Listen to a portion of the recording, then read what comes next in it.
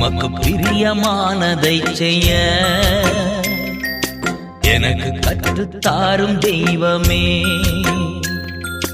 உமக்கு பிரியமானதை செய்ய எனக்கு கற்றுத்தாரும் தெய்வமே. நீரே என் தேவன்,